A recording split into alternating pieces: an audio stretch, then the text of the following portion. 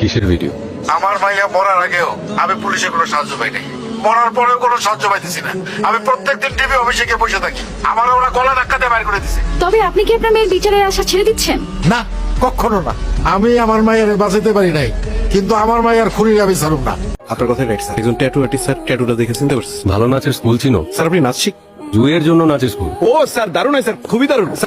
সব সময় এই আমি যাবো না, অবশ্যই যাবো তার সাথে দেখা করার জন্য। আস্তে আস্তে আস্তে কি কাউরে ধরতে পারলেন স্যার? সমীর বাবু, আপনি মিথ্যা কথা বলছেন কেন? কোনটা মিথ্যা? আপনি বলেন নাই যে থানায় আপনার মেয়ের দিকে সবাই বাজে ভাবে তাকাইছে, পুলিশ কোনো মামলা নেয় নাই, বলেন নাই? আমি কোনো মিথ্যা কথা বলি নাই স্যার। সিসিটিভি ফুটেজ আমি নিজে দেখছি, চিৎকার চেঁচামেচি আপনি করছেন। হয় একটু সিলাসিলি করছিলাম। আপনার বাসায় আমি বলছিলাম না পুলিশের কাছে মিথ্যা কথা বললেন না, বিপদে পড়বেন। আর মিথ্যা বলবো না স্যার। সমীর বাবু, আপনি বাসায় যান, কেসের যদি কোনো সুরাহা হয় আমি নিজে আপনাকে আপডেট জানাবো।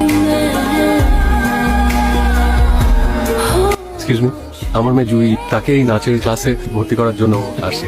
হবে না, এখন তো এই ব্যাচের ক্লাস শুরু হয়ে গেছে। ও খুব ফাস্ট লার্নার। ক্লাস লার্নার হলে তো হবে না, সবকিছুর একটা নিয়ম কানুন আছে।